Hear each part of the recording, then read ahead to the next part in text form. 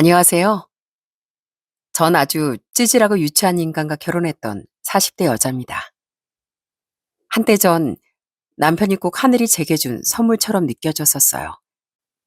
절 바라보던 눈은 별이 박힌 듯 반짝거렸고, 제가 부탁을 하면 정말 하늘의 별도 달도 다 따다 줄 것 같은 사람이었거든요.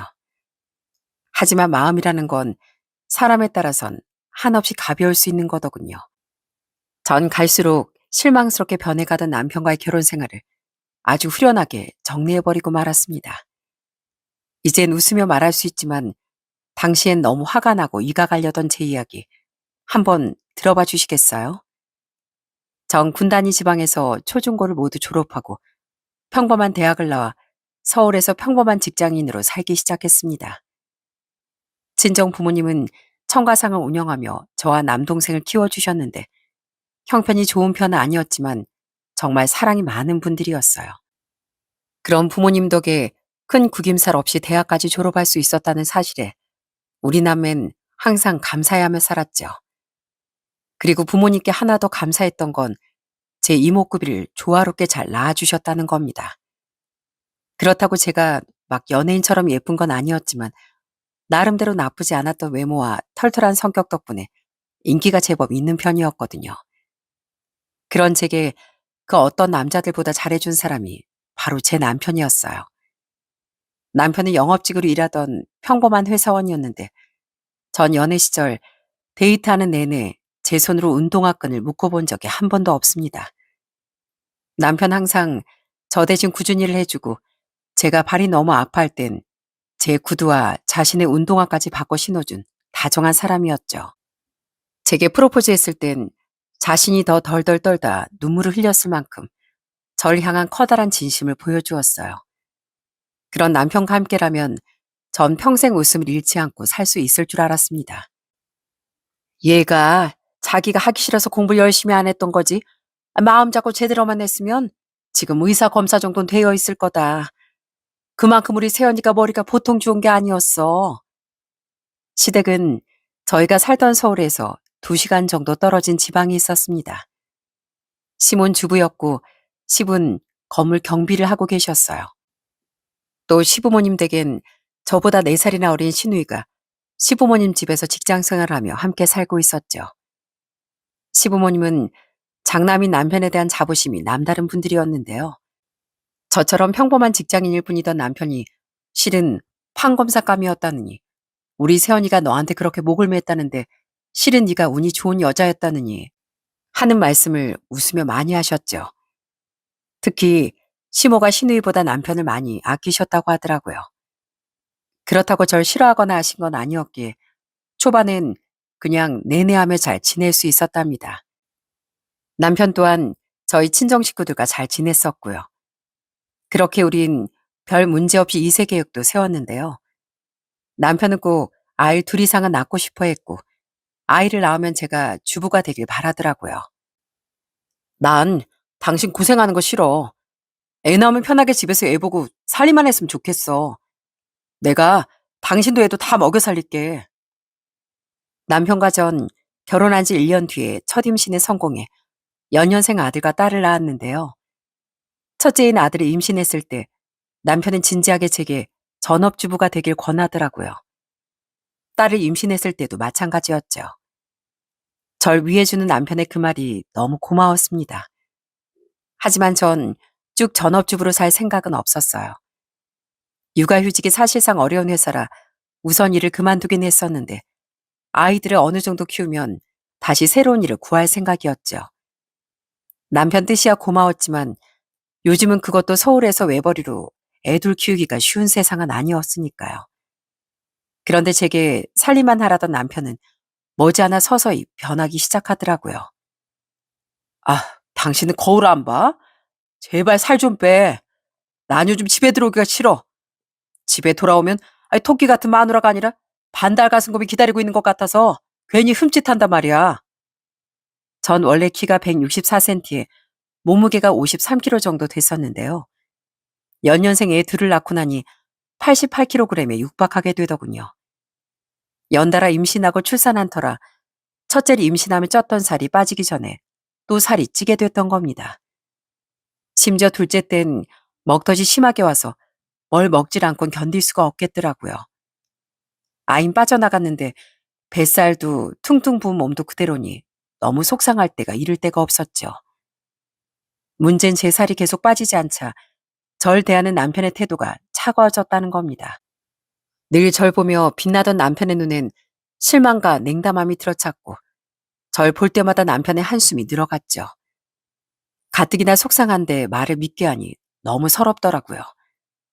때문에 부부 사이엔 자꾸 다툼이 늘어갔습니다. 나도 알아. 나 살 많이 찐 거. 근데 노력해도 잘 안 빠지는 거 어떡해. 내가 게으름 떠느라 이렇게 된 것도 아닌데 말을 왜 그렇게 해? 당신 애들 낳느라 내 몸이 이렇게 된 거잖아. 아무리 애 둘이나 낳았다고 해도 세상 모든 여자들이 당신 같지는 않아. TV에 출산한 연예인도 못 봤어? 임신해도 다들 배만 볼록 나오고 출산해도 금방금방 다이어트 하더만. 당신이 살을 못 빼는 거 노력을 제대로 하지 않아서야. 뭐? 그건 연예니까 가능한 거지. 나도 돈 좀 줘봐. 그 사람들처럼 임신 중에도 관리하고 임신 후에도 관리하고 다 할 수 있어. 왜 날 연예인하고 비교해? 왜? 남편은 절 연예인과도 비교하고 친구 아내들도 들먹거리며 몰아세우더군요. 저도 살이 많이 찐 건 인정합니다만 너무 속상하고 억울했습니다. 저도 다이어트를 해보려고 많이 노력했었어요. 아이들을 육아하고 집안일까지 하느라 시간이 없어 밖으로 운동을 다니지 못했었는데요. 그래도 틈틈이 인터넷을 보며 홈 트레이닝을 하고 실내 자전거도 타보았죠. 하지만 그 효과는 미미하더라고요. 좀 돈을 써서 한약 다이어트도 해보고 굶어도 봤는데 그런 방법은 요요 현상이 무섭게 찾아오더군요. 진짜 이게 뭐야? 괴물 같잖아. 거울을 볼 때마다 자괴감이 하늘을 찔렀습니다. 남편까지 돌변하니 그땐 진짜 제 스스로가 괴물처럼 보이기까지 하더라고요. 임신하고 찐 살은 빼기가 그렇게 어렵다더니 그 말이 정말이더라고요. 그리고 그런 남편보다 더 먼저 절 서럽게 만들었던 게 바로 시댁 식구들입니다. 시부모와 시누인, 제가 일을 그만둔 후부터 절 무시했거든요. 처음엔 그냥 좀 곱지 않은 눈초리였는데 둘째가 태어난 지 100일도 안 됐을 때부터 특히 시모가 절 닥달하기 시작하더라고요. 넌 일할 생각 안 하니? 맨날 집에서 먹고 놀 생각만 하고? 그러니까 살이 안 빠지지. 안 보세 너 살이 더 찐 것 같은데? 너 우리 새언니가 벌어온 돈으로 편하게 살려고 작정한 거 아니야? 이렇게 어린 갓난쟁이들을 두고 어떻게 제가 일을 나가요. 저희 집 근처 어린이집 중엔 영아 받아주는 데는 자리도 안 나고 최소한 애들이 어느 정도 커야 저도 다시 일을 나가죠. 애들 보고 살림하느라 제 끼니 나이 못 때울 때도 허다한데 누가 편하게 산다는 말씀이세요? 애당초 남편 벌이가 호강하면서 살 정도로 많지도 않고요. 엄마, 새언니 말하는 것 좀 봐. 누가 보면 애는 뭐 대한민국에서 자기 혼자 낳은 줄 알겠어. 되게 생색낸다. 그치? 시모는 억지를 쓰며 절 몰아붙이지. 시부도 못마땅하는 표정으로 절 보고 있지. 시누이 말 그대로 얄미운 시누이 짓을 하지. 시댁에 가기가 점점 싫어지더라고요. 처음엔 저도 시댁에 잘하려고 노력했는데 갈수록 그냥 딱 기본만 하게 되더군요. 시댁 식구들을 위해서가 아니라 제가 나중에 트집 잡히기 싫어서요. 그나마 거리가 가깝지 않아 자주 보지 않던 게 다행이었죠. 그나마 처음엔 남편이 제 편을 들었습니다. 제가 집사람한테 일하지 말고 주부하라고 그랬어요. 집사람도 애 보러 살림하라 힘든데 왜 그러세요? 그리고 야, 이수지. 넌 나중에 결혼해서 애 안 낳을 것 같냐? 새언니한테 못하는 말이 없어. 너 또 그러면 나 가만 안 있는다. 분명 이렇게 남편은 제 고충을 알고 감싸주던 사람이었는데요. 제가 계속 살을 빼지 못하자 마음이 짜게 식었는지 태도가 돌변했던 겁니다. 분명 같은 사람이었건만 나중엔 절 무시하던 시댁 식구들 앞에서 오히려 그쪽 편을 들더라고요. 우리 가족이 뭐 괜히 그래? 당신 몸뚱아리 좀 봐. 둔하고 한심해 보이잖아. 그러니까 우리 가족이 더 괜히 당신이 더 놀고 먹기만 한다고 생각하는 거 아니겠어? 시댁 식구들이 절 무시했던 이유는 돈벌이였지만 남편이 절 무시했던 이유는 오로지 살 때문이었습니다. 그런 남편은 결혼한 지 5년이 지나며 아예 제게 월급 공유도 안 하더라고요. 그냥 제게 카드를 주곤 그걸로 생활비를 하라고 하더군요. 그리고 그놈의 카드값으로 그렇게 절 못 살게 굴더라고요. 당신 대체 집에서 뭘 하길래 카드값이 이렇게 많이 나와? 내가 집에서 하긴 뭐래. 먹고 자고 애들 보고 살림밖에 더해? 애들 먹는 거야 그렇다 치고 당신 먹는 게 문제라는 거야. 그 몸뚱이로 옷을 산 건 아닐 테고 애들이 먹어봤자 많이 먹는 것도 아닌데 왜 이렇게 생활비 많이 쓰냐고. 대체 뭘 얼마나 먹는 거야? 그러니까 살이 피둥피둥 찌지. 그 피둥피둥이란 말이 어찌나 상처가 되던지요. 저도 나름대로 뺀다고 빼서 4kg 정도 뺐었는데 그게 남편 눈엔 티도 안 났나 보더라고요. 나중에 너무 서러워 입만 열면 눈물부터 터지기도 했습니다. 제발 그만 좀 해. 언제 나한테 일하지 말고 살림만 하라며. 당신 나도 애들도 다 먹여 살리겠다며. 사람 이렇게 서럽게 만들려고 그런 말 했어? 내가 생활비 뭘 그렇게 많이 썼는데 나도 돈 아끼겠다고 얼마나 용쓰고 있는 줄 알아? 애들 아무거나 먹일 수 없어서 들어가는 돈이 그나마 많은 거지. 날 위해선 100원 쓰는 것도 벌벌 떤다고. 내 식구 생활비 이 정도 쓰는 게 얼마나 어려운데. 그땐, 그땐 당신이 뭘 해도 예뻐 보였으니까. 근데 당신이 이렇게 살이 찔 줄 알았냐? 솔직히 말할게. 나도 사람이고 남잔데 예쁜 아내한테만 간세게 다 빼주고 싶은 거야. 나야말로 사람인데 살도 찌고 늙고 할 수도 있는 거지. 간세게 다 뽑아버리기 전에 입 닫아 이 나쁜 인간아. 남편은 처음엔 돈 버는 게 힘드니까 잔소리하는 거다. 남들은 200을 가져다 줘도 저축까지 다 한다라며 변명이라도 했는데요. 나중에 나에 대놓고 제가 살이 쪄서 그런 거라고 말하더라고요. 그때 그냥 남편을 뻥 차버렸어 했는데 직업도 없는 제가 이혼하면 아이들 데리고 오지 못할 것 같아 악으로 버텼던 것 같습니다. 그럼 빨리 취업이라도 하지 그랬냐고 말씀하실 분들도 계실 거예요. 저도 물론 둘째가 두 돌이 지나면서부터 취업을 하려고 애를 썼죠. 그런데 푸지게 찐 살 때문인지 애매하게 끊긴 경력 때문인지 자꾸만 서류에서도 탈락하고 면접에서 미끄러지는 겁니다. 그럴수록 제 자존감은 더더욱 바닥을 쳤죠. 그래서 전 평생 다이어트는 이번이 마지막이다 하는 마음으로 정말 독하게 다이어트를 하기 시작했습니다. 계속 타이밍이 어긋나선지 자리가 나지 않던 어린이집에 자리가 난 덕에 드디어 제가 아이들과 분리된 시간을 가질 수 있었거든요. 물론 당시엔 아직 직장을 구하지 못했었지만 사회성을 기르기 위해서라도 아이들을 어린이집에 보내는 게 좋다고 하더라고요. 그렇게 아이들을 등원시키고 간단한 집안일도 마친 뒤 전 끊임없는 노력을 해나갔습니다. 전 실내 자전거를 무게를 올려 1시간씩 타고 아침과 점심엔 닭가슴살과 건강한 탄수화물만 챙겨 먹었어요. 또 헬스장에 나가면 돈이 드니 그냥 동네 산이든 어디든 걷고 뛰었고요. 처음엔 몸무게 때문에 무릎이 다칠까봐 경보 위주로 걸었고 몸이 좀 가벼워지고 근육이 붙은 뒤엔 조깅을 했죠. 또 평소에 절대 앉지도 않고 항상 제자리 걸음을 걷는 습관을 들였습니다. 그렇게 피나는 노력의 결과 전 드디어 8개월 정도 만에 20kg를 감량할 수 있었어요. 뭐 그래봤자 퉁퉁해서 통통이로 바뀌었네. 에휴, 살을 빼도 당신은 어쩔 수 없이 그냥 아줌마가 됐구만. 당신 그 튀어나온 술배나 집어넣고 말해. 저 멀리로 통통 날려버릴 수가 있어. 다이어트를 해본 분들은 아실 거예요. 20kg를 감량한다는 게 얼마나 어려운 일인지요. 그런데 남편은 그래봤자 60대 중반 아니냐며 한숨을 쉬더라고요. 항상 절 무시만 하던 사람에게 저도 곱게 말이 나갔겠습니까? 이젠 더는 눈물도 나지 않고 저도 화만 남더라고요. 그렇게 우린 점점 무늬만 부부가 되어가고 있었죠. 그렇게 감량을 하고 나니 드디어 취업이 되더라고요. 전 한 보험사에 취업해 보험 설계사로 일하기 시작했습니다. 다른 사무직에 지원할 수도 있었는데 아이들을 돌보며 시간을 좀 자유롭게 쓸 수 있는 일 중엔 그리 선택지가 많지 않더라고요. 솔직히 제가 보험 일을 시작하기 전엔 보험 설계사에 대한 부정적인 이미지를 조금 가지고 있었어요. 주변에 보험 들길 강요한다거나 고객에게 무리한 보험 설계를 해준다거나 하는 경우를 보기도 했고 듣기도 많이 들었으니까요. 그래서 제가 직접 그 일을 할 거라고는 생각도 못했었죠. 그런데 막상 제가 보험 설계사로서 일을 해보니 하면 할수록 뿌듯함도 늘고 자존감도 올라가더군요.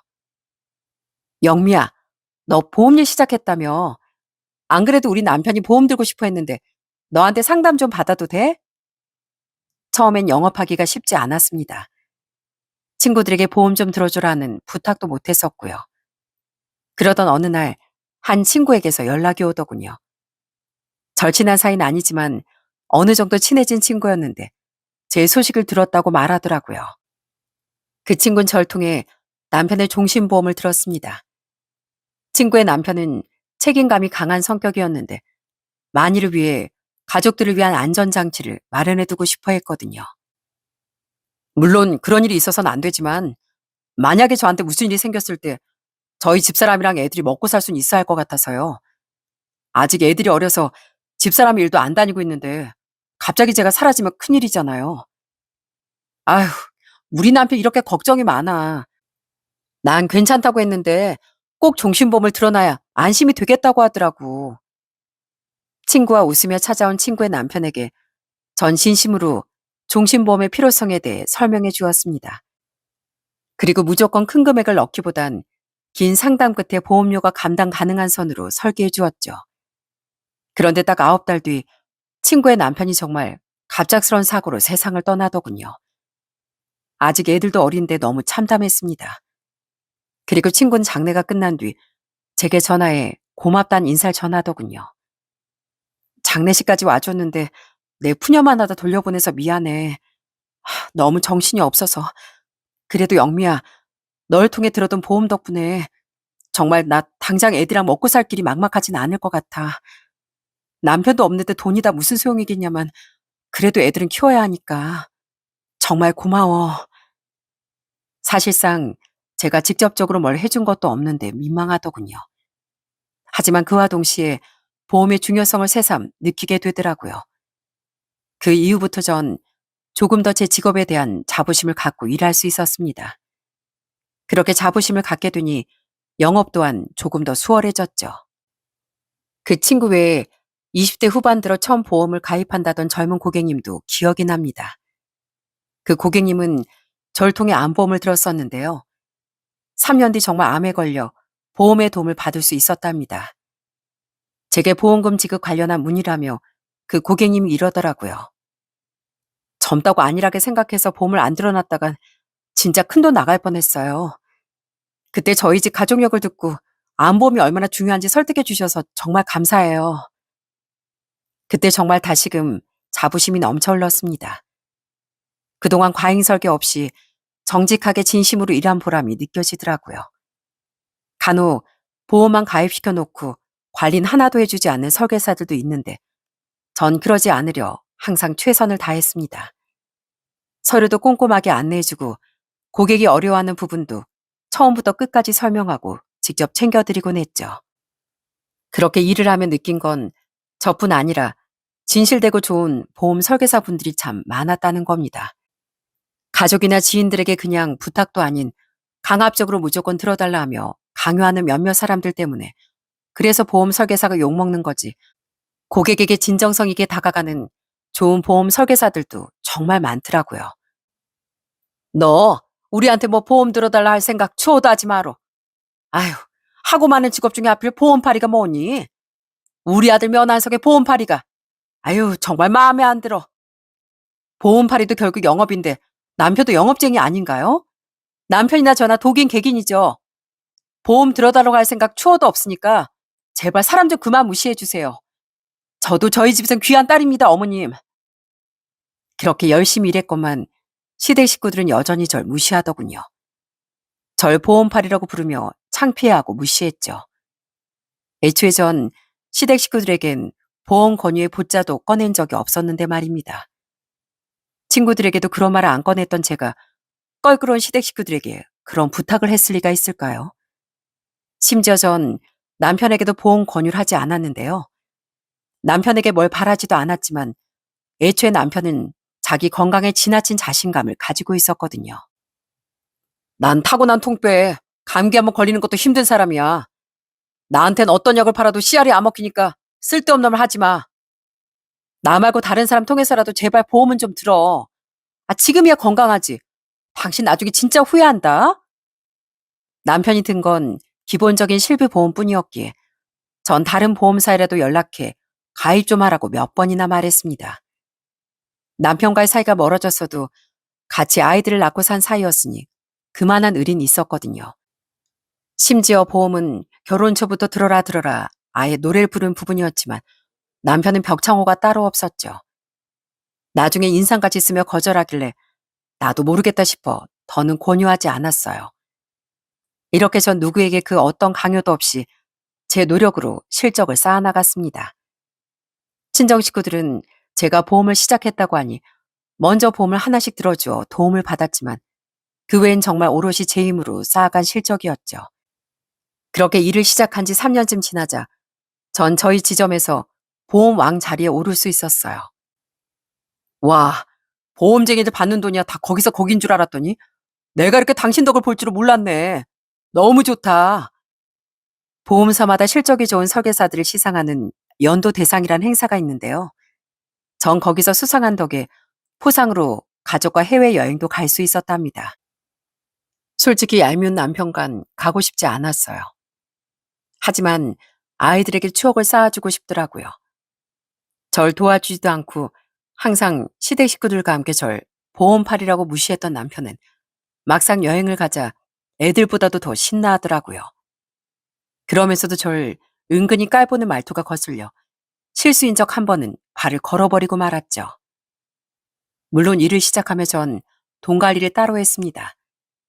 남편이 제게 수입조차 말해주지 않았으니 저도 제 수입은 따로 관리했던 거예요. 그런데 제가 승승장구하는 것 같자 남편은 서서히 제 벌이에 관심을 가지더군요. 생각해보니까 부부끼리 돈 관리 각자 한다는 건 불필요한 일인 것 같아. 전에야 나 혼자 벌어서 그랬다지만 이제 뭐 당신도 버니까 우리 다시 합쳐서 관리할까? 아니, 난 지금 너무 좋은데. 지금처럼 생활비만 각주라고 알아서 써. 아무 문제 없잖아. 정이 없잖아, 정이. 부부면 같이 돈 모아가는 재미도 있고 그런 건데. 난 나 혼자 모아도 너무 재밌어. 당신 덕에 손에 쥐고 있는 돈이 없으면 얼마나 서러운지 알았거든. 그래서 요즘 아주 사는 맛이 나. 당신도 당신 알아서 모아. 내 돈은 관심 끄고. 정말 가짠다고 생각했습니다. 그런데 그런 모렴친 남편뿐만이 아니었어요. 누가 가족 아니랄까봐 시댁 식구들도 똑같더라고요. 남편이 제가 보험왕이 됐다는 말을 했을 때부터 시부모와 시누인 은근슬쩍 돈 이야기를 꺼내기 시작했죠. 군뱅이도 구르는 재주가 있다더니 너 제법이다. 솔직히 너 그동안 딱히 우리한테 효도했다할 것도 없는 거 알지? 내가 효도할 기회 좀 줄 테니까 이번에 우리한테 점수 좀 따봐. 솔직히 그동안 너 며느리로서 점수 빵점이었어. 시모와 시분 은근슬쩍 눈을 반짝이며 유럽 패키지 여행이니 요즘엔 금테크가 대세니 금을 현물로 받고 싶다느니 이런 말을 하더군요. 시누인 아예 대놓고 용돈 좀 달라고 성하였고요. 제가 시댁 식구들이 뭐가 예쁘다고 그런 말을 들어주겠습니까? 딱 잘라 거절하는데도 그들은 탐욕스러운 태도를 버리지 못하더라고요. 심지어 시몬 제게 아예 식당까지 차려줬으면 하는 뉘앙스를 대놓고 풍겼습니다. 시몬 전부터 식당을 열고 싶어 했거든요. 당연히 전 예전에도 그때도 결사 반대를 했었지만요. 물론 차려줄 생각도 없었지만 근본적으로 시몬은 정말 음식을 못했으니까요. 왜 보통 엄마 손맛이라고 하면 맛있고 정겨운 맛을 떠올리잖아요. 그런데 시모의 음식은 객관적으로 정말 맛이 요상했어요. 맛이 없기도 했지만 신기하기도 한 시모만의 고집이 느껴지는 맛이랄까요? 남편과 시부 시누인 시모의 손맛에 익숙해져서 그냥저냥 먹는 것 같은데 절 포함한 다른 시가족 친척들은 시모의 음식을 영 반기지 않는 편이었죠. 우리 어머니 음식이 뭐가 어때서 나름대로 매력 있고 희수성 있는 맛이야. 당신도 요식업에 대해 잘 알지도 못하면서 왜 안 된다고만 해. 그러지 말고 이참에 며느리들이 한번 해드려. 당신이 얼마나 버는지 모르겠지만 상도 받고 보호망도 될 정도면 그 정도 해줄 수 있잖아. 당신 일 시작하기 전까진 내 덕에 편하게 먹고 살았잖아. 요식업의 요자도 모르는 나라도 어머님 음식이 안 먹힌다는 것 정도는 알아. 그리고 뭐 편하게 내가 먹고 살았다고? 당신하고 당신 가족이 하도 뭐라고 해서 우울증에 걸릴 판이었는데 무슨 뚱딴지 같은 소리야? 내가 혼자 애들 키우고 집안이란 건 뭐 우렁각 씨가 와서 해준 거니? 입만 열면 아주 밉상. 차라리 입을 아예 열질 마. 남편이 시모의 음식도 매력이 있다며 식당을 차려도 좋을 것 같다고 부추겼는데 전 정말 아닌 것 같았습니다. 심지어 나중에 안 사실인데 시몬 전에 한번 식당을 차렸다가 망한 전적도 있더라고요. 그랬으면서 제가 시모의 식당을 차려주길 바라는 남편도 시댁 식구들도 모두 이해가 되질 않았죠. 그렇게 일을 시작한 지 4년하고도 몇 달이 지나니 전 살도 훨씬 많이 빠졌습니다. 미혼 시절 정도는 아니었지만 그래도 56kg까진 빠졌었죠. 일부러 빼려고 한 것도 아니었는데 일을 하며 열심히 돌아다니다 보니 자연스레 그렇게 되더라고요. 그런데 제가 제법 정상 체격이 되니 남편이 제게 다시 관심을 보이기 시작하더라고요. 여보, 부부는 원래 각방 쓰는 거 아니래. 아무래도 우리 사이가 멀어진 게 각방을 써서인 것 같아. 나 당신 손잡아 본 지도 오래됐는데 우리 다시 한 침대 쓰자. 어? 부부는 그게 맞지. 아우 징그러. 먼저 각방 쓰자고 한 사람은 당신이야. 맨날 사람 무시만 했으면서 손? 한 침대? 나 야구방망이 침대 옆에 두고 잘 거니까 오기만 해. 저희는 원래 각방을 썼는데요. 어느 날 남편이 갑자기 한 침대를 쓰자고 하더군요. 소름이 돋아 경계태세를 취했더니 갑자기 엄청나게 상심한 표정을 짓는 겁니다. 민망해하며 화를 내는 것도 아니고 꼭 상처받은 사람처럼요. 하지만 전 신경도 쓰지 않았습니다. 그동안 그와는 비교도 되지 않을 정도로 많은 상처를 받은 사람이 바로 저였거든요. 그 외에도 남편은 갑자기 전화를 걸어 제게 데이트를 하자고 하질 않나. 애들을 친정이나 시댁에 맡기고 5성급 호텔에서 분위기를 잡자고 하질 않나. 아주 소름 끼친 이야기만 계속 늘어놓더라고요. 그리고는 제가 거절하자 아주 적반하장으로 나오더군요. 난 다시 부부관계 좋게 만들고 싶어서 노력하는 건데 당신 대체 뭐야? 애들을 생각해서라 노력이라는 걸 좀 해야지. 노력? 내가 뭐 우리 사이 멀어지겠니? 애초에 임신 때문에 살이 찐 날 무시하고 구박한 건 당신이야.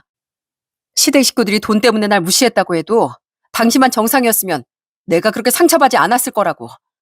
그런 주제에 뭐 애들을 생각해? 나 혼자 육아할 때 애들 제대로 보지도 않은 인간이?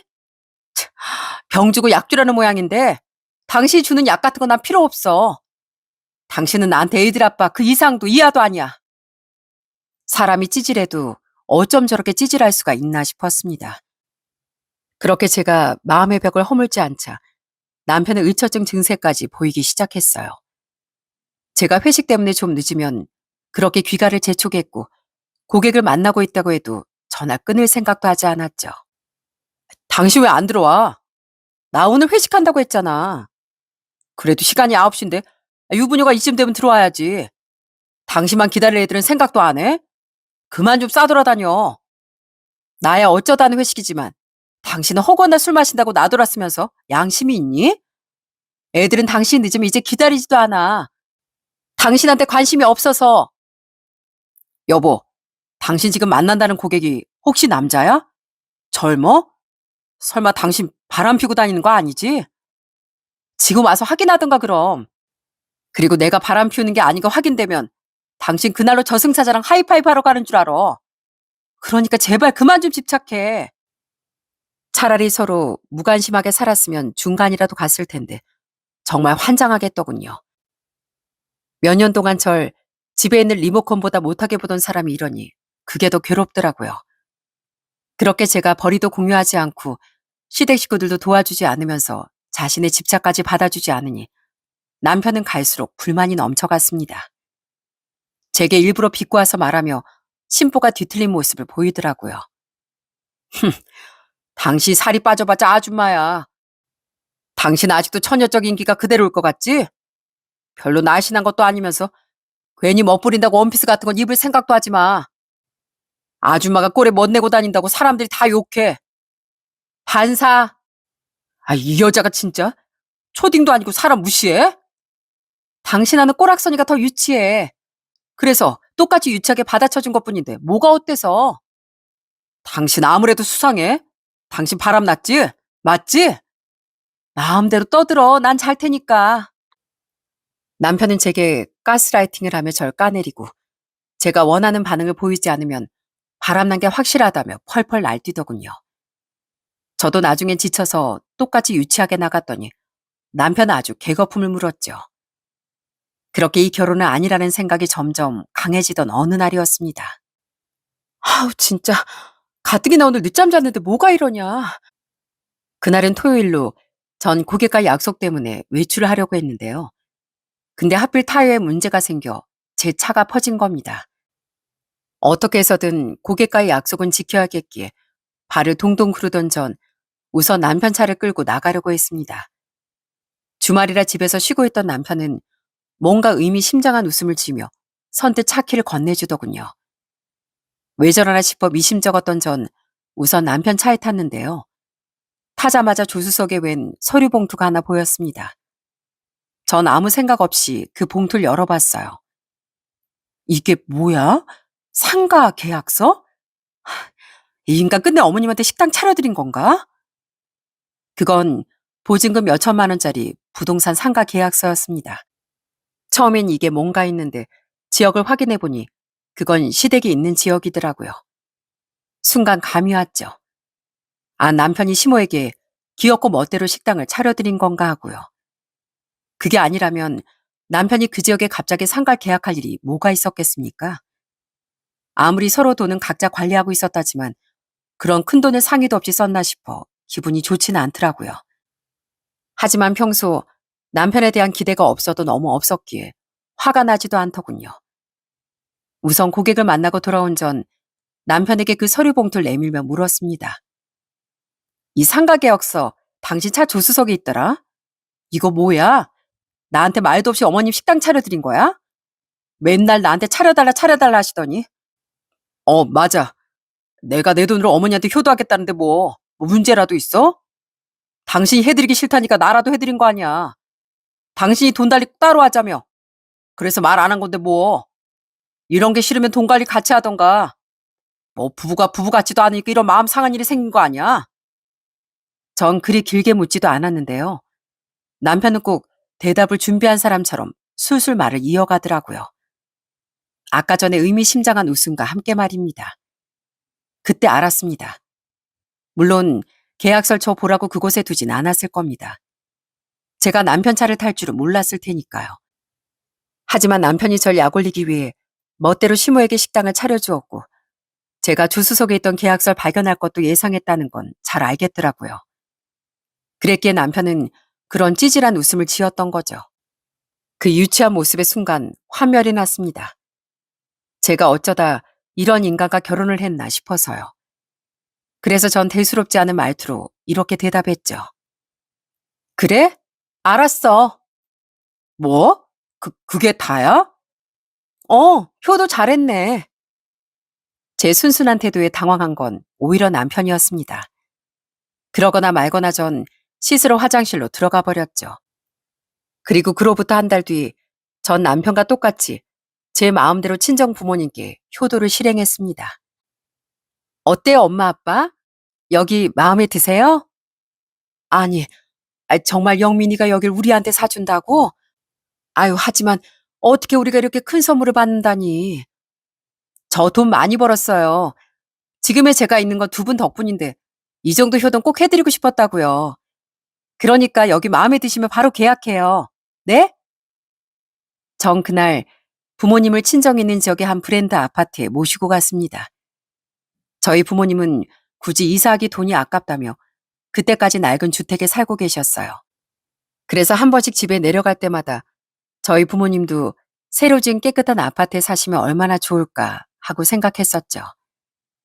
그동안 저와 동생 내외가 두 분을 챙긴다고 챙기긴 했지만 그 집 자체가 너무 염려스러웠거든요. 겨울이면 찬바람이 불청객처럼 찾아들고 아직도 기름 보일러를 떼던 집이었으니까요. 부엌도 너무 낡아 엄마 고생이 이만저만이 아니었죠. 전 평생 자식들 키우느라 고생하신 부모님께 아파트를 선물해드리기로 했던 겁니다. 남편이 먼저 멋대로 자기 가족을 챙겼으니 저도 이때다 싶어 평소 하고 싶었던 효도를 질러버리기로 한 겁니다. 보험 일을 5, 6년 정도 하고 나니까 돈이 꽤 모였었거든요. 어차피 두 분이 사실 집이라 큰 평수는 아닌 25평짜리 아파트를 보여드렸는데요. 군단이 작은 지방이라 집값이 비싼 건 아니었지만 신축 아파트라 그래도 값이 꽤 되더라고요. 그래서 부모님은 선뜻 아파트를 선물 받길 미안해 하시더군요. 하지만 들뜬 표정은 감추지 못하셨죠. 결국 신랑이 그때 아빤 이렇게 말씀하셨어요. 고맙다 영미야. 우리가 딸 하나 잘 둔 덕에 이런 호강을 하는구나. 그럼 이 집은 고마운 마음으로 받으마. 다만 명인 그냥 우리 말고 네 명의로 해두렴. 왜요? 그냥 아빠는 엄마 명의로 하세요. 그래도 명색이 선물인데 이건 꼭 임대 같잖아요. 임대면 어떻고 자가면 어떻겠니? 우리 명의까지 부담스러워서 싫다. 우리가 이 집 깨끗이 쓰다 도로 돌려주마. 두 분은 자신들이 편하게 살기만 하면 되지 명의까진 필요 없다며 끝까지 제 앞으로 아파트 사길 바라셨습니다. 그게 상관없는 문제였기에 전 그렇게 제 명의로 부모님께 집을 해드릴 수 있었네요. 물론 대출을 아예 끼지 않을 수는 없었지만 부모님께 그만한 선물을 해드릴 수 있다는 것 자체가 너무 뿌듯했죠. 우선 전 그날 바로 아파트를 계약한 뒤 서울로 돌아왔습니다. 그리고 남편 보란 듯이 부동산 계약서를 식탁 위에 올려뒀어요. 그러자 계약서를 발견한 남편이 두 눈이 휘둥그레진 채 묻더라고요. 이거 뭐야? 지역을 보니까 처가 있는 지방이잖아. 당신 설마 장인 장모님께 집회해드렸어? 당신도 어머님한테 멋대로 효도했잖아. 나도 그래서 우리 엄마 아빠한테 아파트 하나 해드렸어. 안 그래도 부모님께 집 하나 꼭 해드리고 싶었는데 당신이 먼저 효도 마음대로 알아서 하는 거라고 하니까 오히려 마음이 편하더라고. 전 너무 놀라 어버버하던 남편을 향해 대수롭지 않게 대답해줬습니다. 하지만 남편은 이젠 손까지 덜덜 떨며 입을 다물질 못했어요. 뭐? 아니, 이게 대체 얼마야? 당신 미쳤어? 미치긴 뭘 미쳐. 내가 내 돈으로 내 부모님께 효도한 게 왜 미친 짓이야? 지금 장난해? 난 보증금 몇천 주고 월세 얻어들인 건데 당신 아예 억 단위를 지불한 거잖아. 어떻게 이런 큰 돈을 아무 상의도 없이 쓰냔 말이야. 버는 만큼 해드린 거지. 내가 능력이 되니까 해드린 건데 뭐가 문제야? 당신도 해드리고 싶으면 시댁에 새집도 해드리고 아예 건물도 얻어드려. 난 상관 안 해. 이제 우린 그럴 사이가 아니게 될 거거든. 뭐? 그건 또 무슨... 자, 이게 당신의 앞날이고 앞으로 우리가 갈 길이야.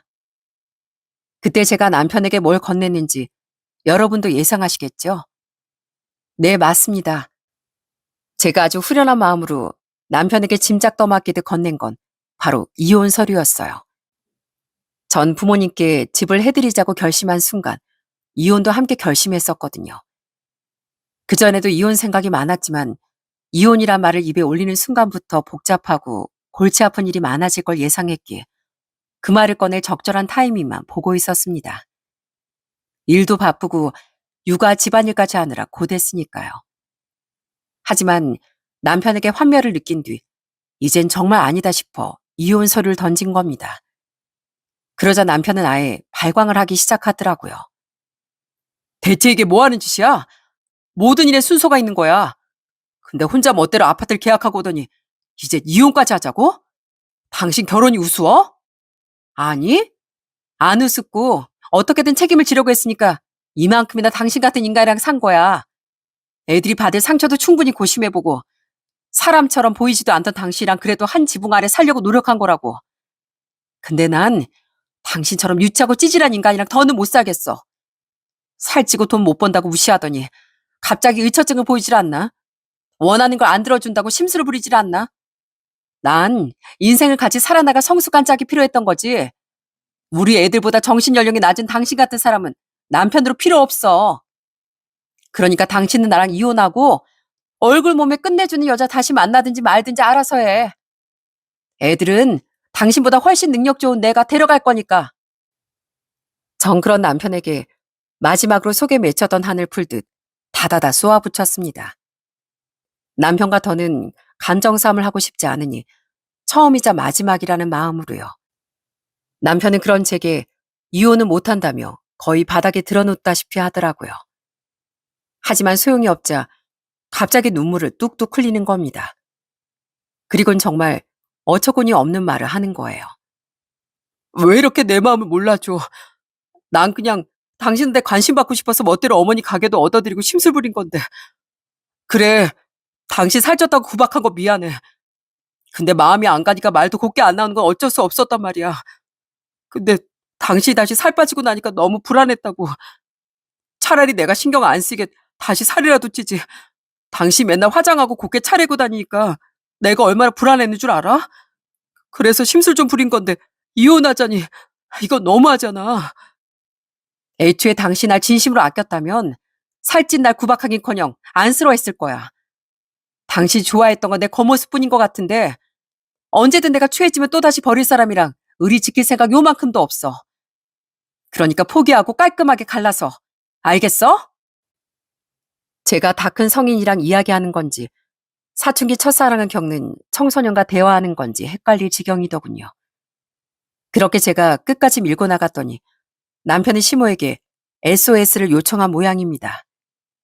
남편과 이혼 한 해 만에 하고 있던 어느 날 시모가 저희 집까지 찾아와 절 설득하려고 들더라고요. 사과도 아닌 가스라이팅으로요. 예, 네가 지금 돈 좀 번다고 눈에 뵈는 게 없는 모양인데 너 그 나이 먹고 이혼녀 딱지 달아봐라. 너 같은 거 좋다고 할 사람 아무도 없어. 차라리 지금부터 우리한테 잘 배우고 하는 게 낫지. 그럼 우리가 딸처럼 예뻐해 줄 테니까 그냥 살거라. 이혼해봤자 여자만 손해인 거 왜 몰라. 난 지금 네 인생을 구해주려는 거다. 제 인생은 제가 알아서 할 테니까 더 이상 걱정 안 해주셔도 됩니다. 이미 제 마음속에서 어머님이랑 전 남남이거든요. 그리고 어머님 말씀처럼 저 지금 눈에 뵈는 거 없으니까 이만 나가주세요. 그동안 푸대접 받은 만큼 저도 어머님 끝까지 어른 대접하고 싶은 마음 없거든요.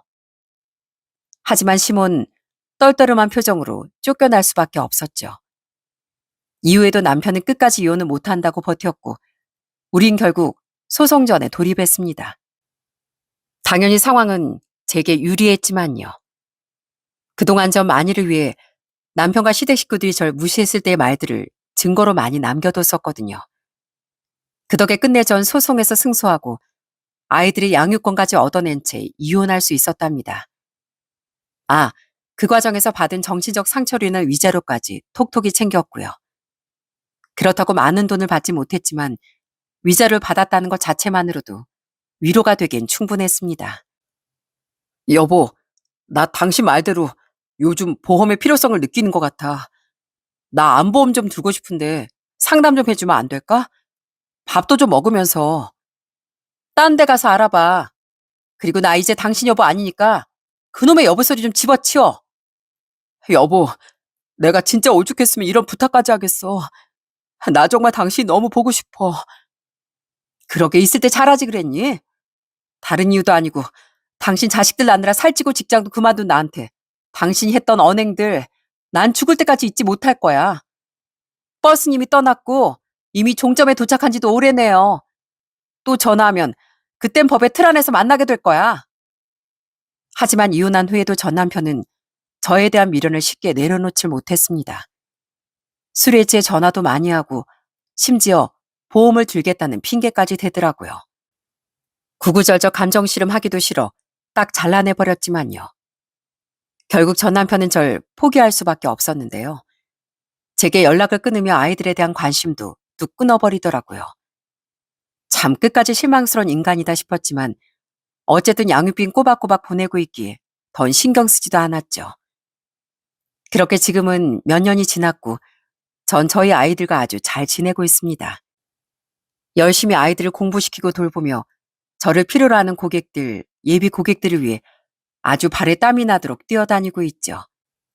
그렇게 번 돈으로 아이들을 배불리 먹이고 공부시키는 행복은 이루 말할 수 없을 만큼 벅차답니다.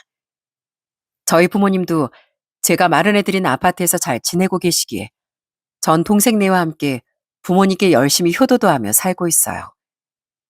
한편 전 남편과 시댁 식구들의 근황은 좋지 못하다고 하더군요. 중간에 함께 아는 사람이 있어 전해 듣기론 우선 시모의 식당은 쫄딱 망했다고 합니다. 불친절도 위생 문제도 아닌 정말 맛이 없어서 금세 폐업했다고 하더라고요. 결국 아까운 돈만 공중 분해된 셈이었죠. 그리고 시부 또한 나이를 이유로 경비직에서 잘렸다고 하니 아마 시부모는 아주 힘들게 지내고 있지 않을까 싶습니다. 세연 씨 동생 있지? 작년에 결혼했다가 1년도 안 돼서 이혼당했대. 결혼하자마자 편하게 살겠다고 직장 그만뒀다가 바로 반품당한 거지 뭐. 그렇게 미운 시누이 짓을 하던 시누인 결혼했다가 금세 반품당한 모양이더군요. 그렇게 처량해진 시댁 식구들보다 더 충격적이었던 건 바로 전 남편의 근황이었어요. 전 남편은 몇 달 전 암 판정을 받았다고 했거든요. 어쩐지 그쯤 모르는 번호로 계속 전화가 걸려오기에 혹시 전 남편인가 싶어 받지 않았었는데요. 그게 전 남편이 맞았던 것 같습니다. 아마 아파서 서러운 마음에 전화한 게 아닐까 싶어요. 직접 전화를 받아보진 않았으니 진실은 모르겠지만요. 그래도 다행히 이기라 수술받고 지금 항암받고 있는 모양인데 치료비가 꽤나 나오고 있을걸? 세연 씨 보험 든 것도 없다며. 아휴, 그러게 미리미리 좀 준비하지. 아마 지금쯤 허리가 휠 지경일 거야. 지인의 말대로 제 말을 무시하고 보험을 들지 않았던 전 남편은 아마 허리가 휘고 있을 것 같습니다. 어쩐지 최근 아이들의 양육비도 보내지 않아 연락을 할까 말까 하고 있었는데 치료비가 이유인 것 같았죠. 아이들에게 물어보니 전 남편에게 따로 연락 온 적은 없다고 하더라고요. 아이들의 번호를 모르는 건지 염치가 없어서 연락을 못하는 건지 모르겠지만 우선 아이들이 아빠를 별로 보고 싶어 하지 않기에 굳이 먼저 연락을 취하지 않으려 합니다. 아이들의 마음이 가장 중요하니까요. 앞으로 전 남편과의 양육비 문제를 어떻게 해결하게 될지 모르겠습니다. 그래도 아이들의 아빠니 우선 치료비부터 해결하게 둘 것 같네요. 그게 아이들을 위한 일이니까요. 그렇게 풍비박산난 전 남편과 그 지방간 별개로 전 앞으로도 지금껏 해온 것처럼 잘 살아나가려고 해요. 비록 이혼은 했지만 제겐 아이들과 친정 식구들이 있으니 아주 든든한 마음으로 말이죠. 여러분, 세상엔 배우자의 외모나 상황이 변함으로 인해 변심하는 사람들이 적지 않은 걸로 알고 있습니다. 물론 사람이니 마음이 변할 순 있겠죠. 하지만 최소한 누군가를 사랑하고 백년 가약을 맺을 때 내가 그 사람의 외모와 조건만 사랑하고 있는 건지 아니면 더 깊은 내면에 사로잡힌 것인지 꼭 고민해 봤으면 좋겠습니다. 내면은 세월이 흐를수록 아름답게 갈고 닦을 수 있지만 외모와 조건은 어쩔 수 없이 변하기 마련이니까요. 그러므로 인해 부디 저와 같은 상처를 받는 사람이 적어질 수 있길 간절히 바라봅니다. 그럼 전 여기서 이만 제 사연을 마치도록 할게요. 끝까지 제 긴 이야기 들어주셔서 정말 감사드립니다. 모두들 행복하세요.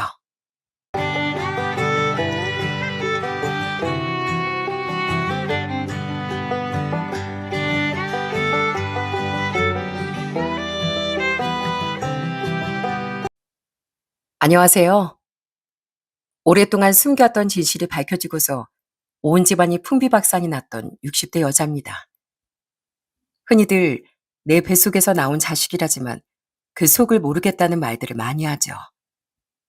저 역시 두 딸이 있지만 알다가도 모르는 게 자식인 것 같습니다. 저희 집안에 있었던 한 사건으로 인해 저희 자식에 대한 생각이 많이 바뀌었어요. 저희가 앞으로 어떻게 살아야 할지 많은 분들에게 조언을 좀 얻고자 제 이야기를 한번 해보겠습니다. 저희 부부는 20대 후반에 결혼해 가정을 꾸리고서 첫째 딸과 둘째 딸을 3년 터울로 낳아 길렀습니다. 형편이 넉넉한 건 아니지만 무엇보다 아이들을 위해서만큼은 최선을 다했었어요. 저나 남편이나 평범한 직장 생활을 했고 맞벌이를 하며 열심히 돈을 벌었었죠. 특히나 첫째 딸은 어릴 때부터 마음씨가 깊어서 그런지 저희를 참 많이 도와주더라고요.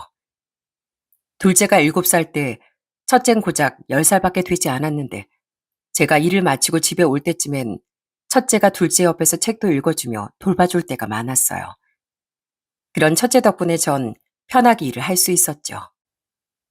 반면에 둘째는 어릴 때부터 유별났습니다. 뭐든지 본인이 우선인 아이였어요.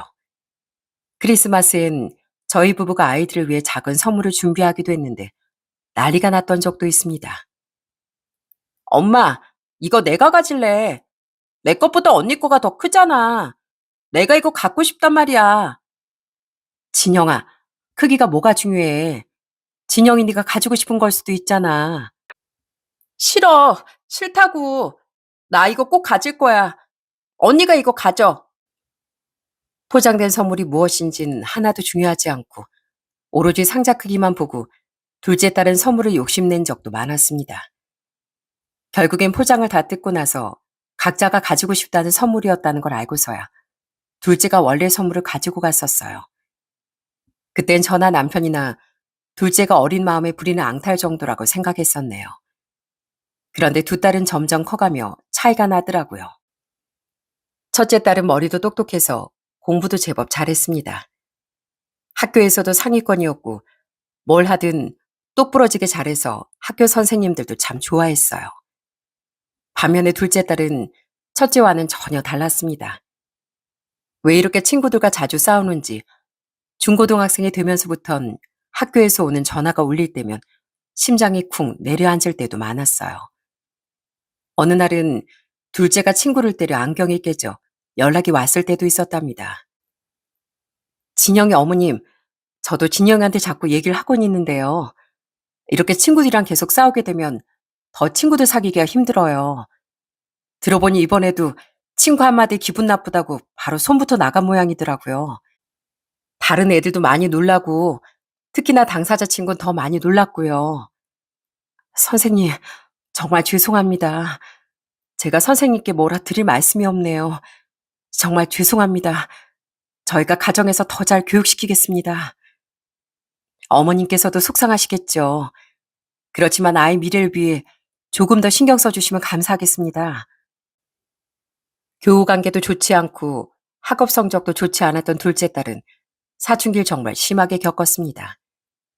그런 둘째 딸을 바로잡으려고 훈육하기도 하고 달래보기도 했었어요.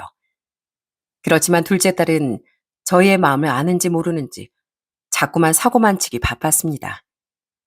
보통 딸보단 아들이 사고를 많이 친다는데 어떻게 저희 집은 둘째 딸 사고 친 뒷수습을 하느라 아주 허리가 휠 정도였어요. 그나마 학창시절엔 어린이 주변에서도 어느 정도 봐주기도 했지만 둘째 딸이 어른이 되어선 혹독한 미래가 찾아왔습니다. 한 번은 남편이 은퇴를 며칠 앞둔 어느 날 저녁 한 통의 전화가 왔었어요. 그건 바로 경찰서였습니다.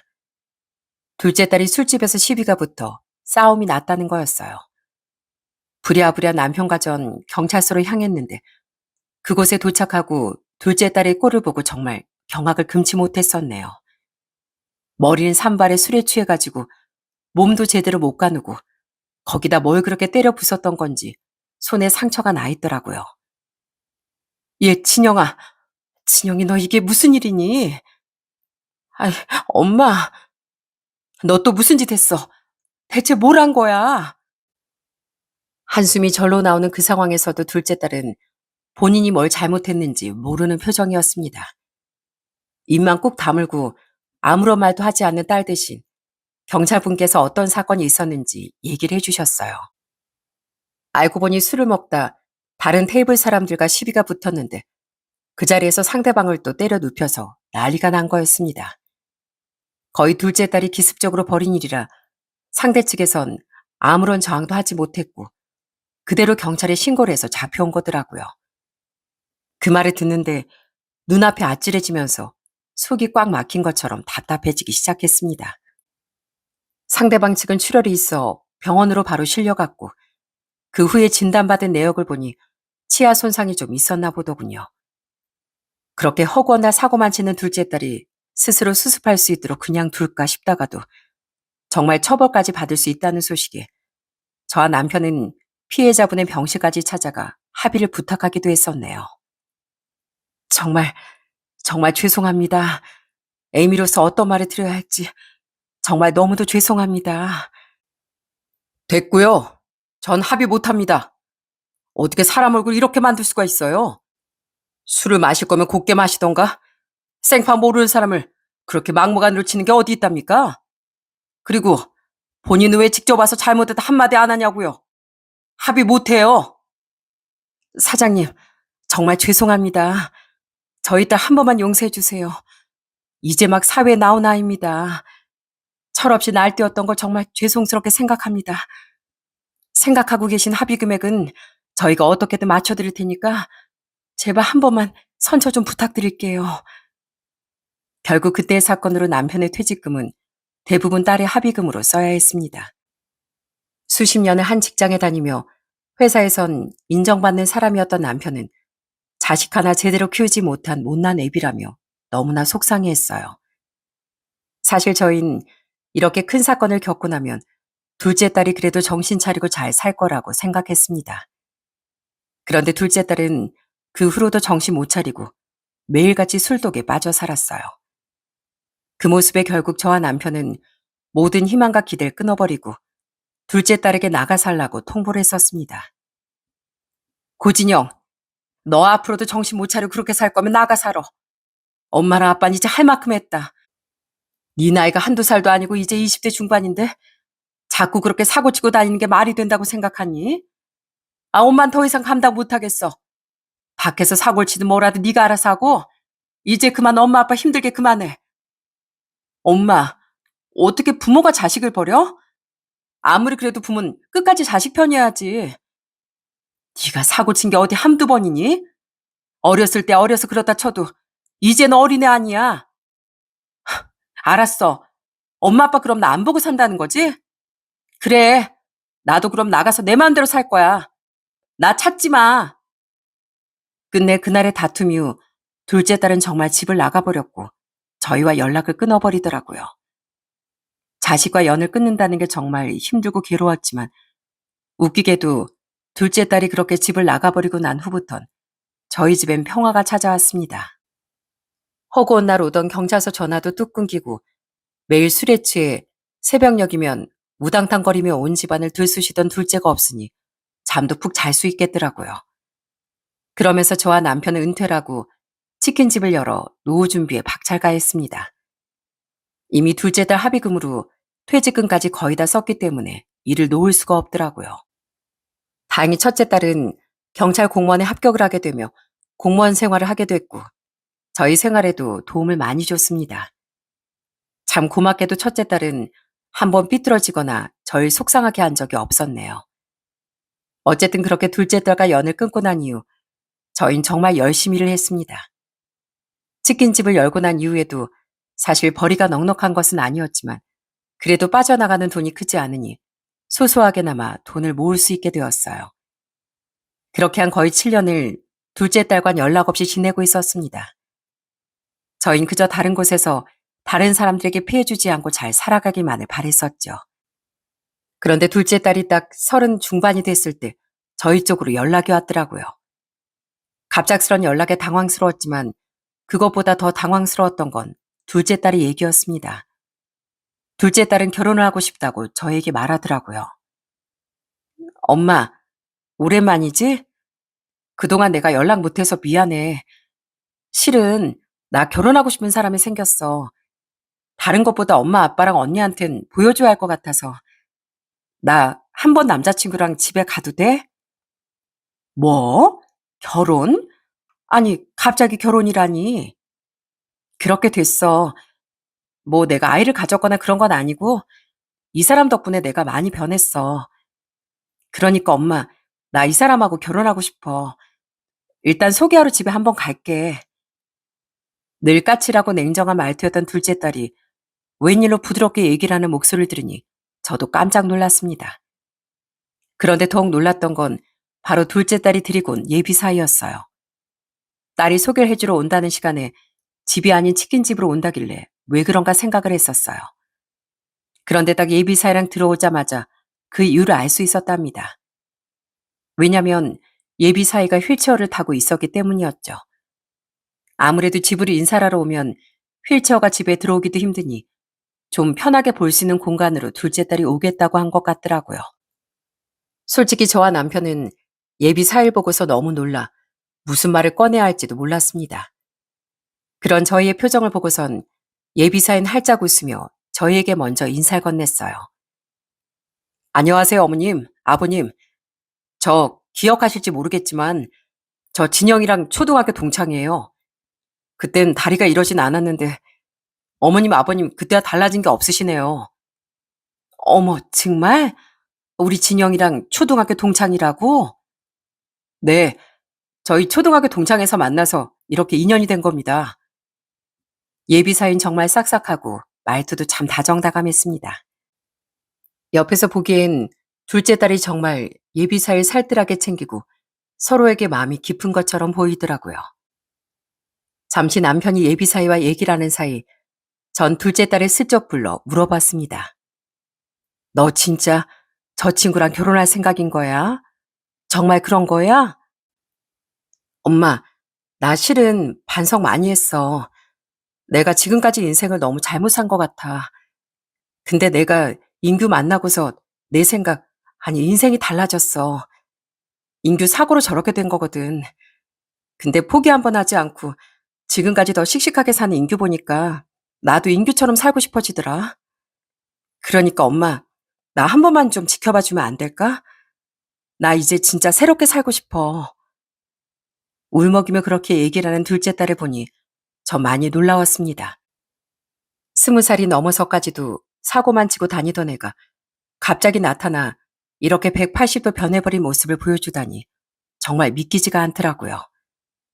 딸은 자신의 과거를 너무나도 후회한다며 저희 앞에서 눈물을 쏟기도 했습니다.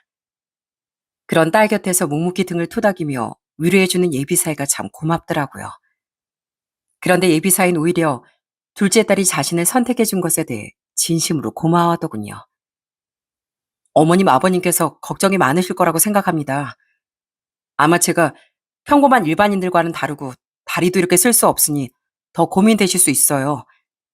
그렇지만 저 진영이랑 행복하게 잘 살고 싶습니다. 제 다리가 이렇게 되고 난 후엔 그 누구도 절 사랑으로 쳐다본 사람이 없었는데 진영인 제 모든 걸 받아주고 제 인생을 이해해준 그런 사람이거든요. 어머님, 아버님, 그러니 부디 결혼 허락해 주세요. 그러면서 예비사인 울면서 저희에게 부탁을 하는데 그 어떤 부모가 그 모습을 보고서도 안 받아주겠습니까? 저흰 두 사람의 결혼을 허락해 줄 수밖에 없었어요. 그렇게 첫인사라고 나서도 둘째 딸과 예비사인 여러 번 저희 치킨집을 방문했습니다. 한 번은 휴일에 좀 늦은 시간에 와선 둘이 치킨을 정말 맛있게 먹더라고요. 어디서 일이라도 하고 온 건지 허겁지겁 먹길래 제가 가서 물어본 적이 있었어요. 그런데 둘째 딸이 허허 웃으며 얘기를 하더라고요. 엄마, 오늘 인규랑 장애인 복지관 가서 봉사하고 왔거든. 오랜만에 힘 좀 써서 그런가 많이 출출하네. 맞아요, 어머님. 여기 치킨이 맛있어서 그런지 두 마리도 먹겠어요. 오늘 봉사한 것도 있지만 여기 치킨이 대박 맛있어서 더 입맛이 당기네요. 둘 사이를 봤을 때도 늘 행복하게 보이고 여느 다른 연인들과 다를 바 없이 서로를 배려하고 그렇게 사랑으로 아껴주는 모습이 보이니 둘째 딸이 짝을 참 잘 만났구나 하는 생각을 했었답니다. 그리고 한 번 더 깜짝 놀랐던 건 바로 예비 사돈댁 얘기를 듣고 나서였어요. 예비 사돈댁은 건설 사무소를 운영했습니다. 그러다 보니 경제적으로 부족하지 않았고 오히려 저희보단 월등히 환경이 좋은 상황이었어요. 그 집에서도 저희 딸과의 결혼을 반긴다고 했었고요. 사실 저희 집안은 그다지 형편이 좋은 편은 아니었기에 뭔가 수월하게 잘 흘러간다는 느낌이 들었습니다. 그러다 보니 큰딸은 오히려 걱정을 하기 시작하더라고요. 엄마, 걔가 성격이 그렇게 갑자기 바뀔 애가 아닌데 너 무슨 속셈이라도 있는 거 아니야? 예, 아무리 그래도 네 동생인데 어떻게 그렇게 말을 해. 보니까 둘이서 아주 잘 지내는 것 같더만. 그런가? 나 너무 놀라워서 다른 것보다 휠체어 타는 남자랑 결혼할 거라고는 아예 생각도 못 했었는데 진짜 변한 거 맞을까? 큰딸의 말에 저도 둘째 딸을 더 자세히 지켜보기도 했지만 둘째 딸은 정말 딴 사람이 된 것처럼 보였습니다. 그리고 며칠 후 예비 사돈댁과 상견례도 치르게 되었어요. 그곳에서 예비 사돈댁에선 깜짝 놀랄 만한 제안을 하셨죠. 저, 저희가 미리 신혼집을 좀 마련해 주려고 합니다. 아무래도 애들 나이도 있고, 저희도 아들 하나뿐이라 그러는 게 더 나을 것 같아서요. 예? 아니, 신혼집을요? 아니, 그러면 저희가 죄송해서 안에 들어가는 가구나 이런 걸 저희가 마련하겠습니다. 아유, 아닙니다. 아니에요. 그것도 저희가 다 준비하려고 합니다. 사실 요즘 누가 장애가 있는 사람이랑 결혼하려고 하겠어요. 이렇게 만나는 것도 저희 입장으로선 참 감사한 일인데 결혼까지 하겠다고 하니 저흰 그저 뭐든 다 해주고 싶은 마음뿐이네요. 다른 것보다 사돈댁에서 이렇게 저희 아들 받아주신 것만으로도 정말 감사하게 생각하고 있습니다. 그러니 저희가 충분히 감사한 마음 표현할 수 있도록 부디 거절치 말아주세요. 진심으로 그렇게 얘기를 하는 예비 사돈분들을 보니 저는 참 마음이 죄송스럽고 감사하더라고요. 그래서 딸이 결혼할 땐 미안해서라도 딸에게 목돈을 좀 쥐어주어야 되겠다는 생각을 하고 있었네요. 그 후로 정말 신혼집이 먼저 마련되고 결혼식 준비가 차근차근 진행이 됐습니다. 사돈댁에서 준비해준 신혼집은 무려 30억이나 되는 한강이 보이는 곳이더라고요. 신축에다 위치도 좋다 보니 제가 가보고선 진짜 입을 다물 수가 없더군요. 뿐만 아니라 안에 들어가는 가전제품이나 침대, 이런 가구들도 모두 다 최고급으로 맞춰서 해주셨더라고요. 그걸 보고서 전 둘째 딸에게 신신당부했습니다. 진영아, 너 정말 시부모님한테 잘해야 되겠다. 알지? 절대 사고 치지 말고 시부모님께 정말 진심을 다해 잘해야 되겠어. 네 남편한테도 물론이고. 엄마, 걱정하지 마세요. 저 예전에 고진영 아니에요. 진심으로 과거다 뉘우치고 앞으로는 새 사람처럼 살 거니까 걱정 마세요. 둘째 딸은 정말 결혼 준비를 하며 많은 변화를 했습니다. 전엔 존댓말 하지도 않았었는데 결혼 준비를 하면서 저희에게 존댓말을 하기 시작했습니다. 사람이 곁에 누가 있느냐에 따라 달라진다는 말이 딱 이런 말이구나 새삼 느껴지더라고요. 그래서 전 조금이라도 이 고마운 마음을 표현하고자 반찬도 해서 둘째 딸 신혼집에 가져다 주기도 하고 예비사이가 좋아하는 음식들을 해서 가지고 가기도 했습니다. 예비사인 제가 그렇게 음식을 싸서 가면 너무 좋아하더라고요. 와, 장모님, 역시 장모님 요리 솜씨 끝내주네요. 어떻게 이렇게 하나하나 요리를 잘하세요? 저도 사실 요리를 배워보고 싶은데 아니, 솔직히 이렇게 맛있게 만들 자신이 없어서 진짜 대단하세요. 뭘 이런 걸 가지고 나도 그래도 결혼한 지 30년이 넘었는데 당연히 이 정도는 해야지. 자네가 이렇게 내 칭찬을 해주니 내가 아주 몸둘 바를 모르겠네. 진짜 맛있습니다.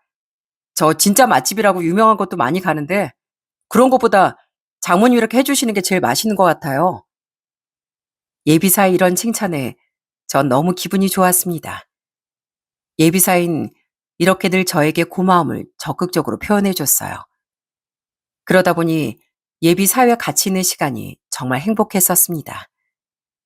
그런데 분위기가 확 달라지게 된 건 바로 둘째 딸의 결혼식이 얼마 남지 않은 시점부터였어요. 결혼식이 한 2주 정도 남았을 때 어느 날은 예비사회가 늦은 시간에 전화가 왔었더라고요. 그런데 예비사회의 목소리가 심상치가 않은 겁니다. 어머니, 혹시 진영이 거기 있나요? 아니, 그게 무슨 소리야? 진영이가 우리 집에 간다고 그랬어? 우리 집엔 안 왔는데. 왜? 여기 온다고 했어? 아, 네. 친정에 갔다 오겠다고 했는데 연락이 안 돼서요. 제가 다시 연락해 볼게요. 아니, 언제 그랬는데? 대체 언제 나간 거야? 그게 엊그제 친정에 간다고 나갔었거든요. 근데 연락이 안 돼서 죄송합니다. 혹시라도 연락 오면 저한테 전화 좀 해달라고 말씀해 주세요. 그렇게 예비사이가 울먹이며 얘기를 하는데 너무 마음이 아프더라고요. 그리고 둘째 딸에게 무슨 일이라도 있는 걸까 싶어 너무 걱정이 되었어요. 그래서 둘째 딸에게 계속 전화를 걸었습니다. 그런데 아무리 전화를 해도 둘째 딸은 받질 않더라고요. 그러더니 다음날 둘째 딸에게 연락이 왔습니다. 전 전화가 오자마자 불이 나게 받고서 물었어요. 아니, 진영아, 너 어떻게 된 일이야? 왜 전화는 안 받아? 너 어디야? 지금 어디냐고? 엄마, 왜 이렇게 전화를 많이 했어요? 아유, 어제 네 남편이 전화 왔더라. 왜 네 남편 전화를 안 받았니? 너 집에서 나간 지 오래됐다면서? 친정 간다고 나가선 지금 어디 있는 거야? 어? 아, 그게 엄마. 나 사실은 혼자 바람 좀 쐬고 있어요. 뭐, 바람? 아니, 갑자기 그게 무슨 소리야? 뜬금없는 둘째의 말에 전 깜짝 놀랐습니다. 간혹 결혼을 앞두고 우울감을 느끼는 사람들도 있다던데 둘째 딸이 그런 건가 싶기도 했어요. 엄마, 사실은 내가 일반이랑 결혼하는 게 아니잖아요. 주변에선 아무리 그 집안 돈이 많아도 결혼같이 할 일이냐고 하고, 그리고 내 인생도 있는데 평생 남편 뒷바라지하며 살아야 하냐고 그런 말도 하고, 계속 그런 말 듣다 보니까 속이 답답해서 바람 좀 쐬려고 왔어요. 엄마 죄송해요. 아니 그런 고민을 왜 이제 하는 거야? 너 그러면 지금이라도 당장 멈춰. 남의 눈에 핏물 나게 하지 말고 못하겠으면 그만하라고. 어? 더 이상 남한테 상처 주지 말고. 알았어? 그때 네 엄마가 정말 가만 안 있을 거야. 아니야, 엄마. 나 그냥 결혼할 거예요. 그냥 답답해서 그런 거예요. 답답해서. 걱정하지 마세요. 걱정 끼쳐드려서 죄송해요. 저 이만 집에 이제 들어가려고요. 그런데 그 이후로도 둘째 딸의 행적은 점점 불안불안해지기 시작했습니다. 겨우 결혼식까지 불안한 마음을 갖고서 지내고 있는데 결혼식 전날 예상치도 못했던 전화를 받게 됐어요. 저에게 연락이 온 사람은 바로 안사돈이었답니다. 어머, 사돈, 어쩐 일이세요? 저기, 사돈 혹시 오늘 시간 되시나요? 제가 급하게 드릴 말씀도 있고요. 제가 그쪽 동네까지 가겠습니다. 예? 아니, 무슨 일이시길래? 이렇게 전화로 드릴 말은 아닌 것 같고, 얼굴 보면서 얘기 나누죠. 일단 제가 가겠습니다. 저희 동네에서 좀 멀리 살고 있던 안사돈께선 그렇게 저에게 만나자고 연락이 왔더라고요. 그리고 얼마 지나지 않아 전 약속 장소로 향하게 되었어요. 집 근처 커피숍에서 만나기로 하고서 나갔는데 전 안으로 들어가자마자 깜짝 놀랐습니다. 커피숍 안에 앉아있는 안서도는 전에 봤던 그분 모습처럼 보이지가 않았거든요. 무슨 일이라도 있는 건지 얼굴 표정도 영 좋지 않고 핏기 없이 새하얗게 질린 표정으로 절 맞이하는 안사돈의 모습에 전 잔뜩 긴장한 채로 자리에 앉았습니다. 제가 자리에 앉자 안사돈은 덤덤하게 한마디를 내뱉더라고요. 그 첫마디를 듣고 나서 전 정말 트라우마가 생길 것 같았습니다. 죄송하지만 저희 아들 결혼 못 시키겠습니다. 예? 아니 내일이 결혼식인데 갑자기 이러시면 어떻게 하나요? 저희도 웬만하면 그냥 시키고 싶었죠. 근데 도저히 안 되겠네요. 도저히 우리 아들이 불쌍해서 안 되겠습니다. 미안합니다. 아니 그게 무슨 소리이신가요? 도대체 왜 갑자기 결혼을 못 시키겠다고 하시는 건데요? 이유라도 알려주셔야죠. 전 갑작스런 안사돈의 말에 너무 당황스럽고 놀랄 수밖에 없었습니다. 도대체 무슨 말을 해야 할지, 무슨 일이 있길래 이런 얘기 꺼내는 건지 이해가 되지 않았어요. 그런 제 표정이 보였는지 안사돈은 한숨을 크게 쉬더니만 정말 경악할 이유를 설명하기 시작했습니다. 사실 전 아들이 둘이 있었습니다. 근데 저희 큰아들이랑 작은아들이 바닷가로 휴가를 가다가 둘이 같이 교통사고를 당했어요. 그래서 우리 큰놈은 그 사고로 세상을 떠났고 작은아들은 목숨은 간신히 구했지만 저렇게 하반신 마비가 됐고요. 형의 죽음을 바로 눈앞에서 목격한 작은아들은 한동안 정말 많이 힘들어했습니다. 공황도 생기고 잠도 못 자고 사람도 통 만나지도 않고 혼자 우울증도 크게 앓았어요. 저희도 돕고 싶다고 몇 번을 그렇게 말을 했지만 솔직히 쉽게 나아지질 않더라고요. 그러다 결혼하고 싶다고 한 아가씨를 데리고 왔는데 그게 바로 사돈의 딸이었습니다. 너무도 싹싹하고 며느리만 있으면 우리 아들은 하루 왼종을 웃고 다니고 그래서 뭐든 다 해주고 싶었죠. 아니 근데 그럼 대체 뭐가 문제가 있었다는 겁니까? 정말 아무것도 모르세요? 당신 딸 정체를 아무것도 모르시냐고요? 지금까지 무슨 일이 있었는지 진짜 하나도 모르는 겁니까? 예? 무슨 일이라뇨?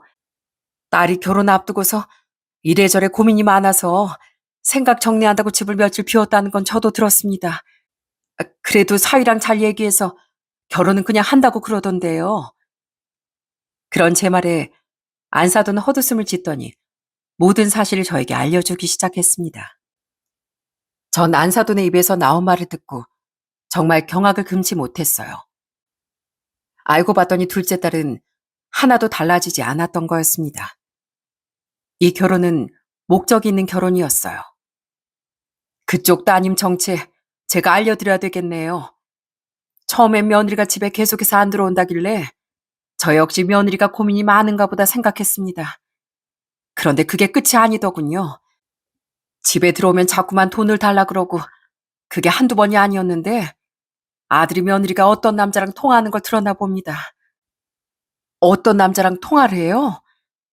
네, 통화를 하면서 만나러 가겠다고 그런 대화를 나누는 걸 우연치 않게 듣고 나서 저한테 그 사실을 털어놓더라고요.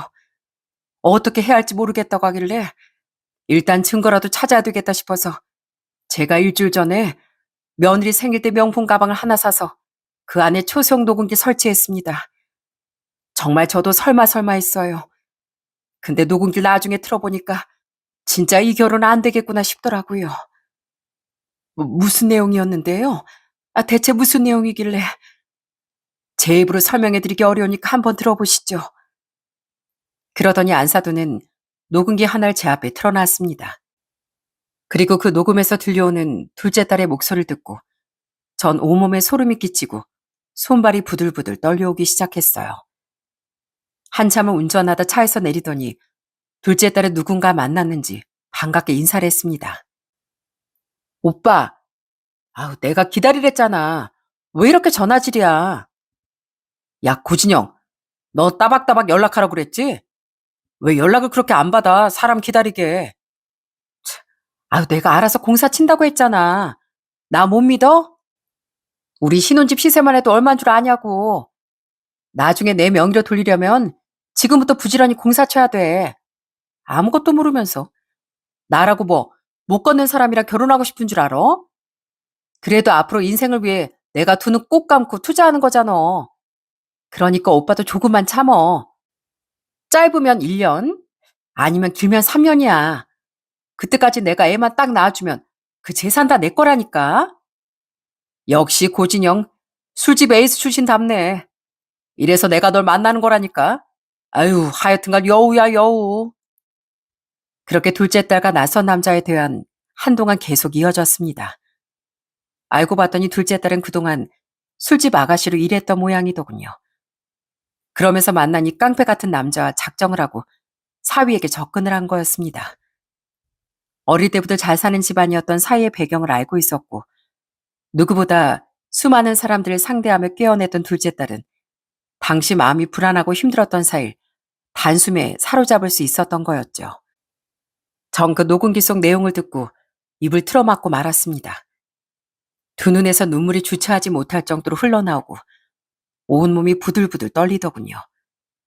어떻게 내 딸이, 그렇게 믿었던 둘째 딸이 아무것도 바뀌지 않았고 더 악마같이 변했구나 싶어 정신이 아득해졌습니다. 그런 절 보며 안사돈께선 제게 얘기를 하더라고요. 사돈 같으면 이런 상황에 결혼을 시킬 수 있겠습니까?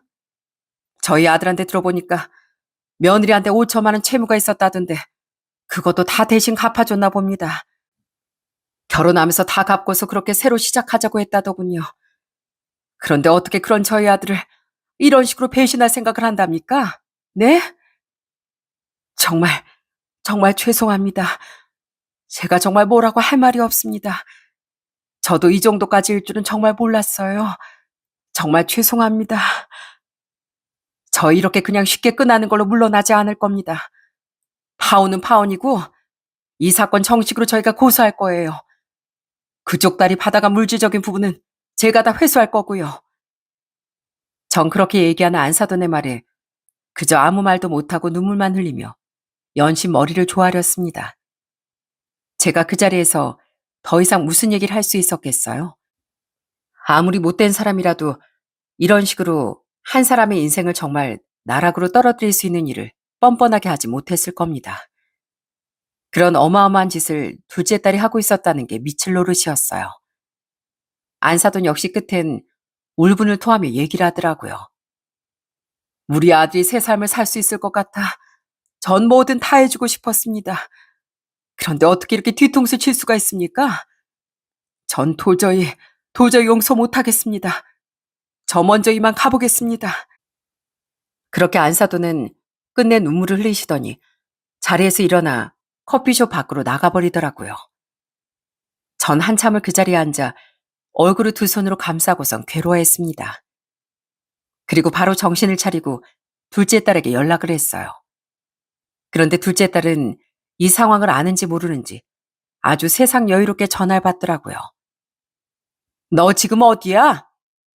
어? 엄마, 나 내일 결혼식이니까 피부 마사지 받고 있어요.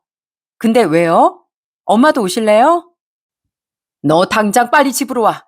알았어? 마사지고 뭐고 빨리 집으로 오라고. 네? 갑자기 왜, 엄마 무슨 일 있어요? 집에 와서 얘기해.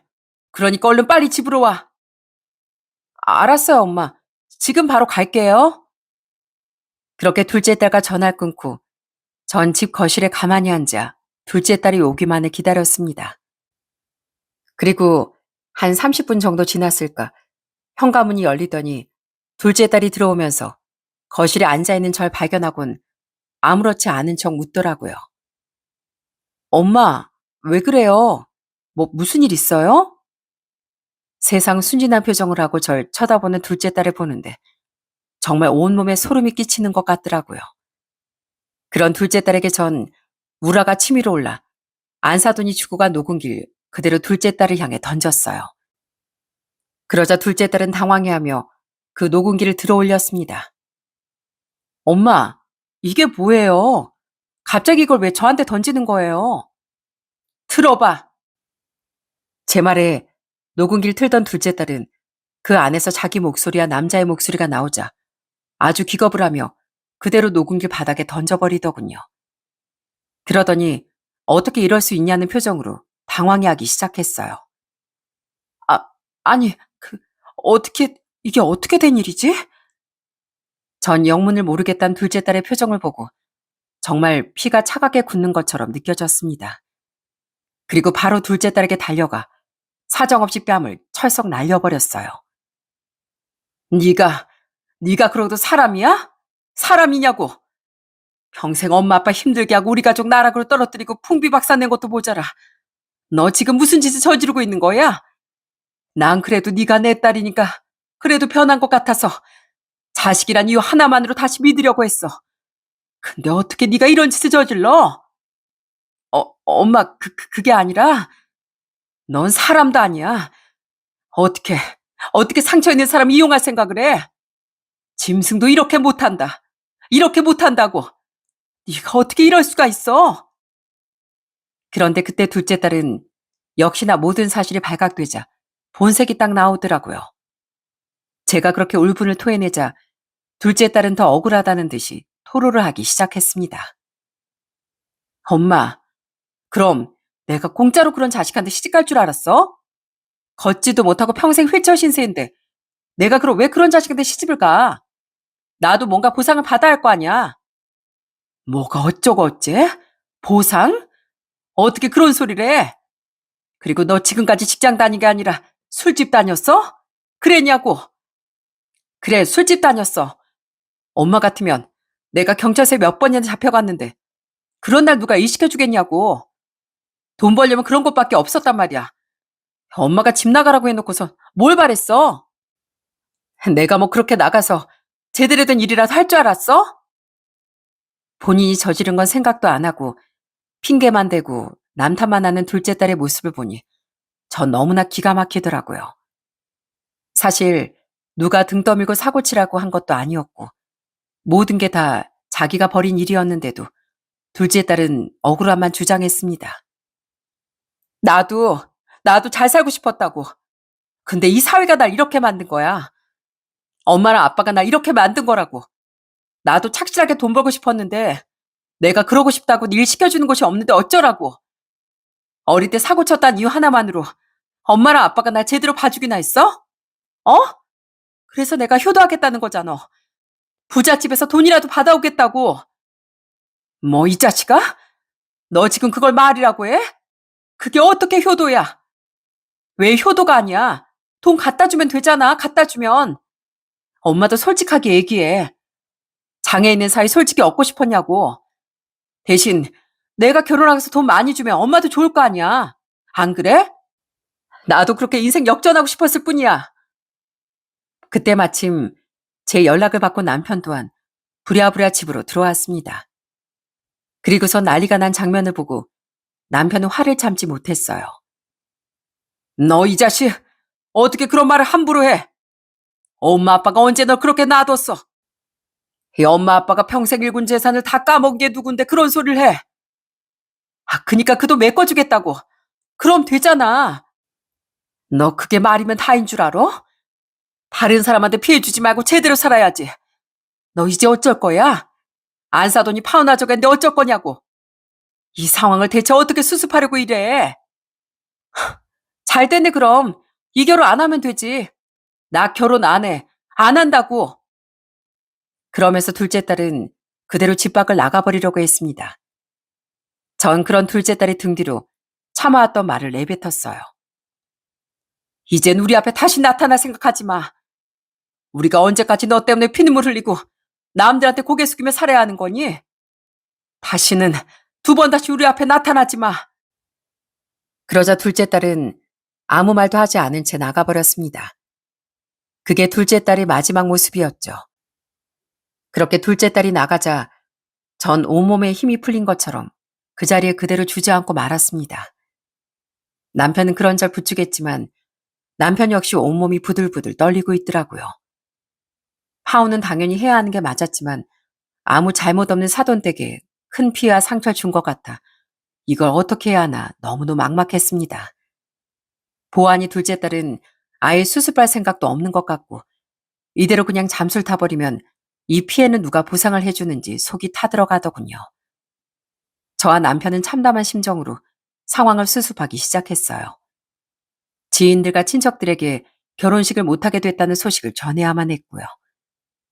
그렇게 결혼이 깨진 이후 저흰 겨우겨우 버티며 살아가고 있었답니다. 힘도 없고 입맛도 없고 하루를 어떻게 보내는지도 모를 정도로 멍하니 말 그대로 그냥 시간을 보냈던 것 같습니다. 그래도 장사해야 하니 남편과 전 그저 묵묵히 가게 문을 열고 닫기만 했습니다. 그러던 어느 날 파혼 후 한 달 정도 지났을까 한가한 낮 시간대에 누군가가 가게로 찾아왔더라고요. 그리고 그 사람을 보자마자 전 그 자리에 얼어붙고 말았습니다. 그 사람은 바로 예비 사위였어요. 아니, 자네. 사장님, 여기 후라이드 치킨 한 마리만 주세요. 사인 그동안 살이 좀 빠졌는지 야위어 보였지만 그 와중에도 환하게 웃으며 가게 안으로 들어왔더라고요. 그 모습에 너무 놀라 한동안 한 발자국도 움직이지 못하다 이내 사위의 휠체어를 보고 다급히 자리를 정리하고 사위의 휠체어가 들어올 수 있도록 했습니다. 그리고서 전 사위 앞에 앉았어요. 그러니 사위는 저에게 반갑게 인사를 하더군요. 어머니, 잘 지내셨어요? 아니, 자네가 어떻게 여길 다 찾아왔어. 우린 자네한테 너무 미안해서 자네를 볼 생각조차 못했는데. 어머니, 저 어머니 요리가 너무 그리워서 왔어요. 너무 생각나더라고요. 저 치킨 먹고 가도 되죠? 그럼. 잠깐만 기다려. 얼른 한 마리 튀겨가지고 올 테니까. 저와 남편은 그렇게 떨리는 손으로 다급히 치킨을 튀겨내왔습니다. 따뜻하게 치킨을 앞에 놓아주니 사인 그 어느 때보다 열심히 먹더라고요. 그러더니 이내 먹는 걸 멈췄습니다. 그리고 사이의 눈에선 눈물이 계속 떨어졌어요. 전 그 모습을 보고 심장이 진짜 바닥으로 쿵 내려앉는 듯 했습니다. 얼마나 힘들고 괴로웠을까, 여기까지 찾아오기가 얼마나 힘들었을까 싶어 저도 덩달아 눈물이 나오더라고요. 사인 한참을 울다 눈물을 쓱 닦더니 제게 찾아온 이유를 얘기하더군요. 어머님, 저희 부모님 이후로 절 정말로 인정해주고 따뜻하게 안아주신 분은 어머님, 아버님이 처음이었어요. 그래서 저 정말 사이로서 최선을 다하고 싶었고요. 어머니께서 해주신 장조림이며 나물 반찬들 저 지금도 잊질 못합니다. 그리고 두 분 얼굴 한 번만 더 보고 싶어서 왔어요. 그래, 잘 왔네, 잘 왔어. 자네한테 내가 너무 미안하고 또 고마웠네. 나 또한 좋은 사이 행복한 시간 보내서 정말 좋았어.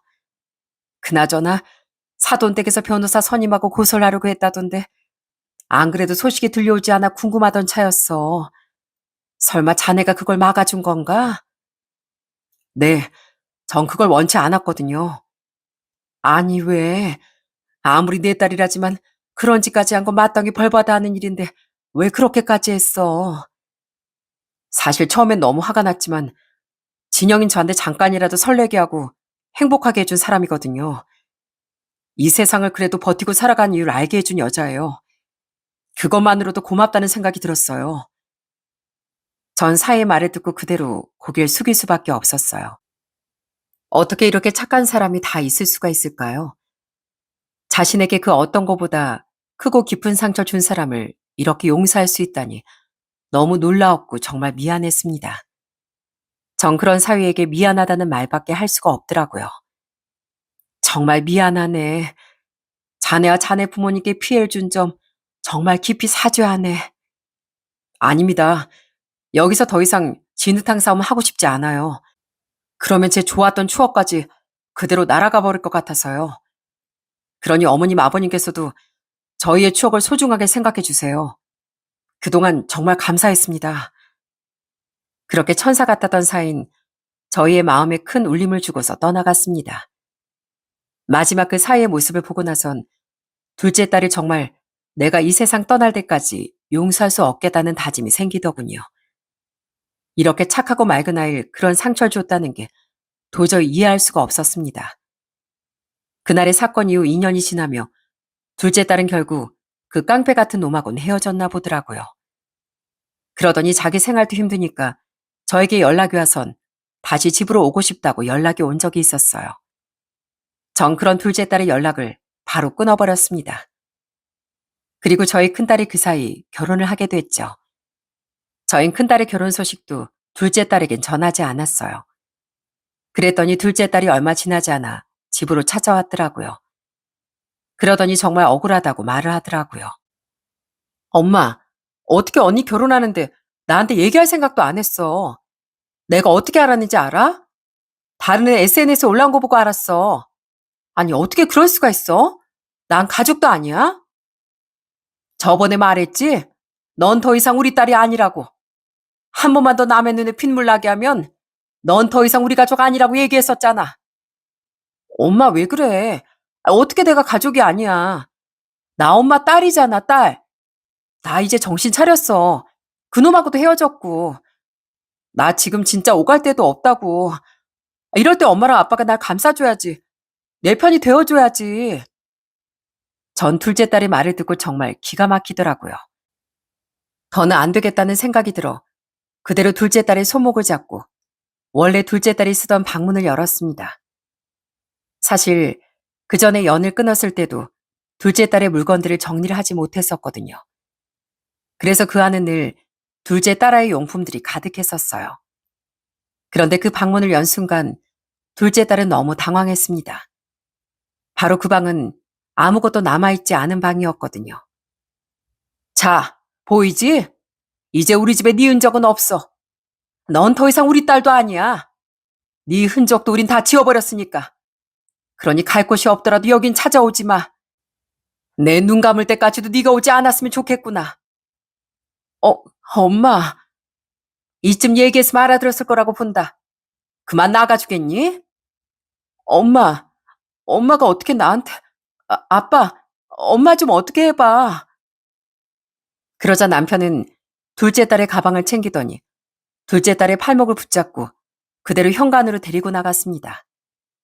그러고선 둘째 딸 품에 가방을 안겨주더니 친히 문을 열어주며 얘기를 하더라고요. 나 역시 엄마 생각과 똑같다. 우린 할 만큼 다 한 것 같구나. 앞으로는 더 이상 널 보고 싶지가 않다. 네가 뭘 하든 어떤 짓을 하든 이젠 우리와 상관없어. 그러니 우리 가족에서 이만 나가주렴. 아빠. 그렇게 결국 남편은 딸을 집 밖으로 내보내고선 문을 쾅 닫아버렸습니다. 결국 둘째 딸은 그렇게 울면서 가버리더라고요. 남들은 새 식구가 되는 사이나 며느리와 문제가 생긴다던데 저희 집은 자식이 문제였더라고요. 정말 부모로서 모든 걸 다 받아주고 품어주려고 했지만 이젠 정말 아니라는 걸 확실하게 느끼게 되었네요. 이제부터 저희인 둘째 딸은 머릿속에서 그냥 지워버리기로 했습니다.